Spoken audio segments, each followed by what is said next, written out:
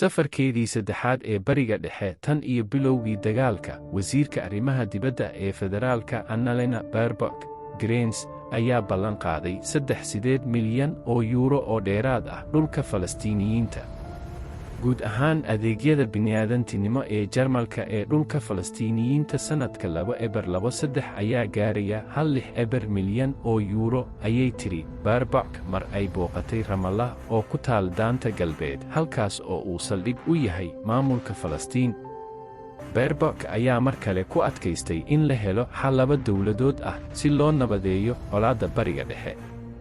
marka la eego xaaladda marinka Gaza, Baerbock wuxuu sheegay in nasasho bini'aadantinimo ee dagaalka halkaas ka jira ay tahay in la ballaadhiyo si biyaha, daawada iyo cuntada ay u gaaraan dadka halkaas ku nool.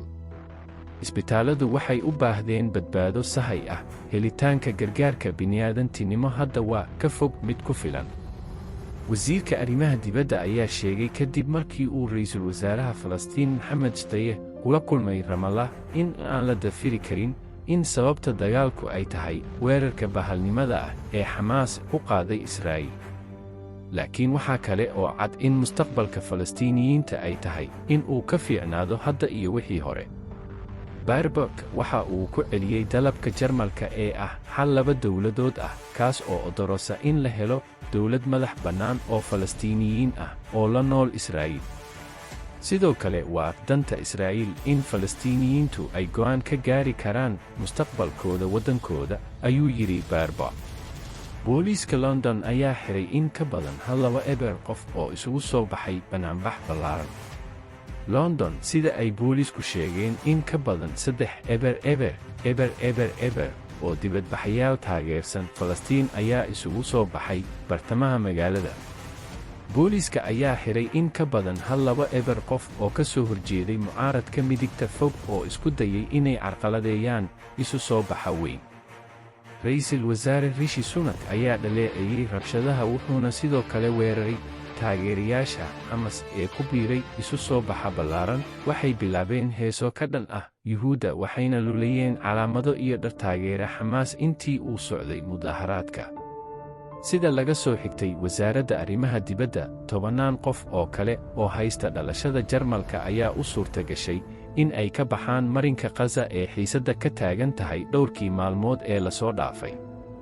wadar ahaan in ka badan 2 Jarmal ah iyo qaraabadooda ayaa hadda ka dhoofay dalka.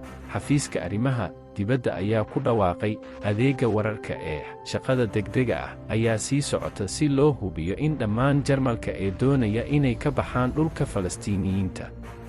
ciidanka Israa'iil ayaa diiday eedeymaha la sheegay in la weeraray isbitaal. ciidamada Israa'iil ayaa beeniyey eedeymaha sheegaya in askartooda ay duqaynayaan isbitaalka ugu weyn ee marinka Gaza. saacadaha la soo dhaafay waxaa la faafiyey warar been abuur ah oo sheegaya in aan hareerayn doono oo aan weerari doono isbitaalka Al-Shifa. kuwani waa warar been abuur ah, ayuu yidhi afhayeenka ciidamada Daniel Hagari fiidnimadii Sabtida. Xamaas waxay ka been sheegaysaa waxaa ka dhacaya isbitaallada, ayuu raaciyey Hagari. ururka Falastiiniyiinta ee xagjirka ah ayaa horay u sheegtay fiidnimadii Jimcaha in ciidanku ay weerareen isbitaalka Al-Shifa. si kastaba ha ahaatee, hubinta ayaa muujisay inuu ahaa gantaal si liidata loo beegsaday oo ay rideen ururada argagixisada ee marinka Gaza. afhayeenka ciidanka ayaa carabka ku adkeeyey in weli ay jirto meel loo qoondeeyey oo lagu galo ama laga baxo isbitaalka. isbitaal kale oo lagu magacaabo isbitaalka carruurta ee Rantiisi ayaa hadda laga saaray kadib markii argagixiso oo kumanaan qof ku haystay meesha laga saaray. diyaarad militari oo Maraykan ah ayaa burburtay intii lagu guda jiray duulimaadkii tababarka ee gobolka Mediterranean. diyaarad ay leeyihiin ciidamada Maraykanka ayaa burburtay kadib markii ay qalad ku dhacday xilli ay ku guda jirtay duulimaad tababar oo ku socday bariga Mediterranean-ka. diyaaradda waxaa soo gaaray burbur intii lagu guda jiray duulimaadkii tababarka ee Jimcihii oo ay burburtay, ayuu yidhi taliska Yurub ee ciidamada qalabka sida ee Maraykanka EUCOM markii hore ma aysan bixin wax macluumaad ah oo ku saabsan masiirka shaqaalaha iyo nooca diyaaradda. waxaa la baarayaa sababta keentay dhacdadan. si kastaba ha ahaatee ma jiraan wax caddaynaya firfircooni colaadeed kadib markii uu bilowday dagaalka u dhexeeya Israa'iil iyo Xamaas ee xagjirka ah ee Islaamiga ah ee marinka Gaza. Maraykanku wuxuu kordhiyey joogitaankiisa militari ee gobolka iyo waxyaabo kale. Wuxuu u diray markabka US Gerald Ford. Xamaas ayaa lumisay gacan ku haynta waqooyiga Gaza sida uu sheegay Netanyahu. sida ay sheegtay Israa'iil, ururka Islaamiga ah ee Falastiiniyiinta ee Xamaas ayaa lumiyey gacan ku haynta qaybta waqooyi ee marinka Gaza. Ra'iisul Wasaaraha Israa'iil Benjamin Netanyahu ayaa fiidnimadii Sabtida sheegay dagaalyahanada Xamaas hadda ma haystaan meel ammaan ah oo ay ku dhuuntaan. Militariga ayaa sidoo kale horay ugu dhawaaqay in Xamaas aysan hadda ka talin waqooyiga marin xeebeedka. Netanyahu wuxuu sheegay in qof kasta oo ka soo jeeda hogaamiyaha Hamas Yahya al-Sinwar ilaa argagixisada ugu dambaysay ay ku dhowdahay inuu dhinto. Ciidanka ayaa horay u dilay kumaankun argagixiso ah oo ay ku jiraan taliyayaashii hogaaminayay xasuuqii banaa ee 7 Oktoobar. Ma jiri doonto xabad joojin haddii aan la soo celin la haystayaasha, Netanyahu ayaa ku celiyey. dhanka dadaalada diblomaasiyadeed ee lagu doonayo in lagu sii daayo, wuxuu sheegay in qoysaska la soo wargelin doono isla marka ay jiraan wax la taaban karo. Ilaa markaas waxaa fiican in la iska aamuso. Netanyahu ayaa ku celceliyey in Israa'iil ay doonaysay in ay sii haysato gacan ku haynta ammaanka marinka Gaza kadib markii ay ka adkaatay Xamaas. Xariga xeebta waa in laga dhigaa militariga si aysan khatar ugu keenin Israa'iil. ciidanku waxa ay maamuli doonaan Gaza inta ay lagama maarmaan tahay, ayuu yidhi Netanyahu. Ka gudubka xuduudda ee Masar ayaa loo qorsheeyey in dib loo furo Axadda. xuduudka Rafah ayaa lagu wadaa in maanta oo Axad ah dib loo furo si dadka haysta baasaboorka ajnabiga ah ay uga safraan marinka Gaza una sii gudbaan Masar. Sidaas waxaa sheegay maamulka xadka Gaza. Jimcihii daadguraynta aagga xeebta waa la hakiyey sida ay sheegeen laamaha ammaanka Masar iyo sarkaal Falastiini ah.